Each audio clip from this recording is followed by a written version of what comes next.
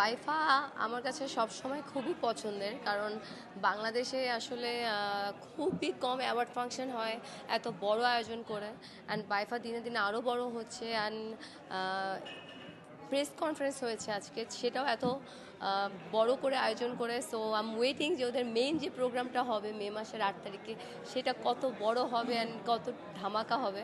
I am waiting for that.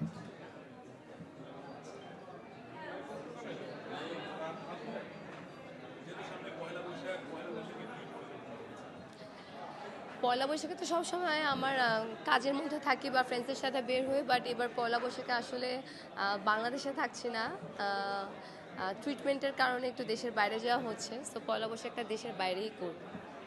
যদি বলি কি নিয়ে ব্যস্ত আছেন এখন? এখন জাস্ট ঈদের আগে তো ঈদের কাজ নিয়ে ব্যস্ত ছিলাম, ঈদের জাস্ট ছুটির পরে দুটো নাটকের কাজ করেছি। এখন একটু ইন্ডিয়া যাচ্ছি 1 মাসের জন্য, সো এখন একটু ফ্রি টাইম। ঈদে সিনেমা দেখা হয়েছে কিনা? আসলে আমি একটু সিক, আমার গলা শুনে বোঝা যাচ্ছে যে আমার গলাটা আসলে একটু ভাঙা। ঈদের টাইম থেকেই সিক এখন পর্যন্ত। এই জন্য আসলে একটা মুভিও দেখা হয়নি, বাট দেখা আসলে দেখতে হবে। বনরথ এক্সপ্রেস দিয়ে শুরু করব, দম দেখবো, দেন প্রিন্স দেখবো, রাক্ষস তো অফকোর্স দেখবো। আই এম ভেরি এক্সাইটেড এগুলো দেখা নিয়ে। আর এত ভিড় ছিল ঈদের সময়, আসলে দেখতে পারিনি। ট্রেইলার দেখেছেন, ট্রেইলারের ভিতরে সবচেয়ে আকর্ষণীয় কোনটা লেগেছে? আমার বর্ণদ এক্সপ্রেসটা আসলে I am very excited because I love Chanchal Chowdhury and I love Mosharraf Karim ভাইয়া। দুজনকে একসাথে দেখবো, দুজনের আসলে এত সুন্দর অভিনয়, আমার দুজনই খুবই পছন্দের।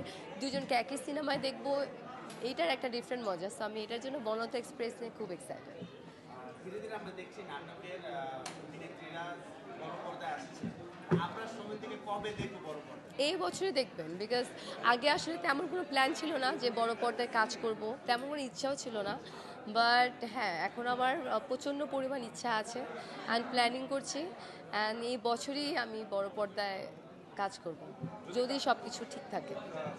বললেন যে প্ল্যানিং আছে বড় পর্দায় কাজ করবেন, সেক্ষেত্রে আপনার বিপরীতে আপনি কাকে আশা করেন বা কার বিপরীতে আপনার কাজ করার ইচ্ছে সত্যি?